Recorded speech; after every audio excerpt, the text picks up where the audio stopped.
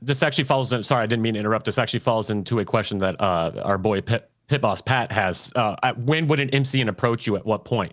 So we can kind of combine these two together if you guys want to talk about that. I mean, if they're approaching you and they're going to send you a salesperson to wine and dine you, you're probably already a bigger talent. So they're not going to waste their salespeople to do that unless they really, really want you. So if they're doing that at all, you already know you have all the leverage in the world. In which case, I would have them take you to the most expensive place, buy the most expensive stuff. But they do that so that you know, my man.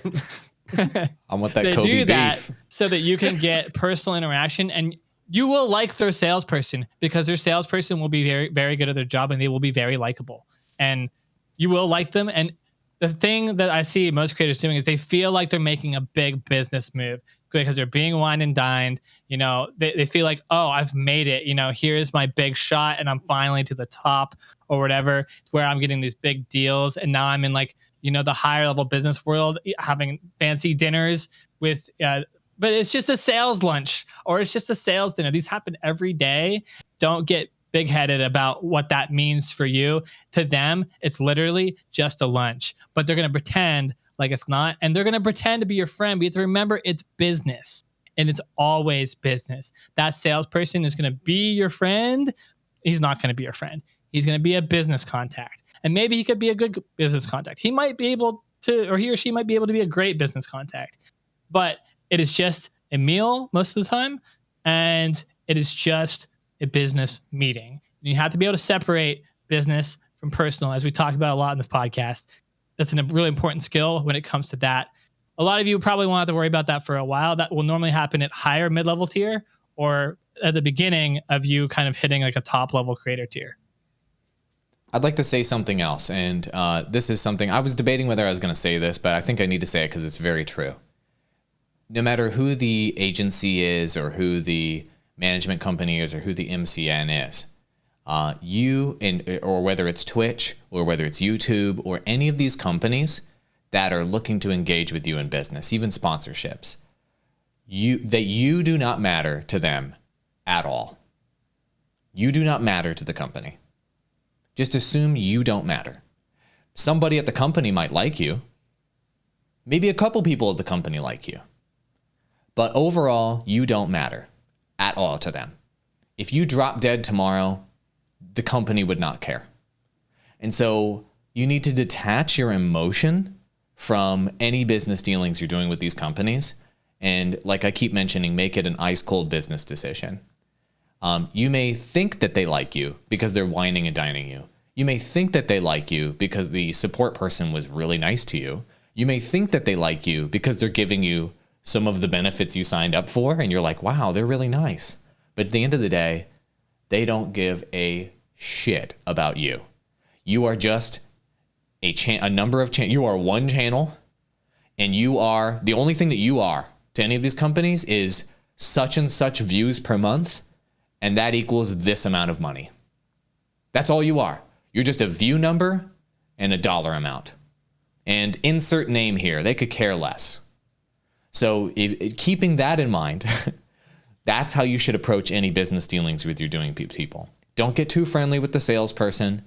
Don't get too friendly with the account manager. Don't get too friendly with anybody in any of these companies, in Twitch or YouTube or sponsorship company or anything. Because at the end of the day, when they go back to their desk after the call with you, they're going to pull up their spreadsheet of 1,000 creators they're working with, and they're going to go down the spreadsheet and they're going to sort by who made them the most money. And then those are the people that matter. And that's it.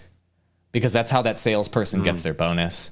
That's how that retention person gets their money, is if they make money off of you.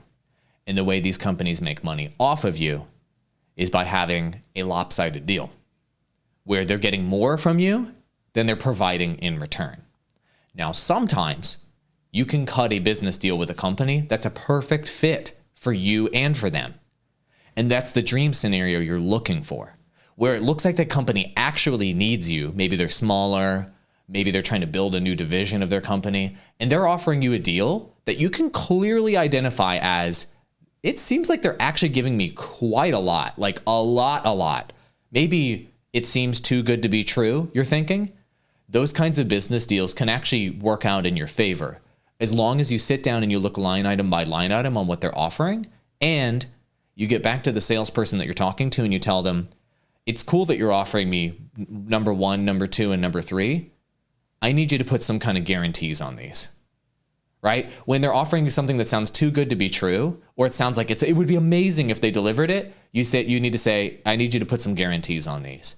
And if you don't hit 100,000 in revenue, or you don't hit giving me 100 thumbnails, or you don't hit doing all 100 video edits you promised, then there needs to be some penalty for you, management company or agency or MCN, for not delivering on your promises. And if you can build something like that into your agreement, then it holds the other company accountable for them to do their job, provide you the services. And then at that point, it's just your job to make the content. Now that's a good business relationship, right? There's accountability on both sides. So you need to think about it like that. Let's go ahead and go over some final thoughts here. And Ross, I know one thing that you're obsessed with is never committing control of your channels to any one platform, to any one company. And there seems to be some sort of sponsor of this show that can help you get your content everywhere. Is that not correct?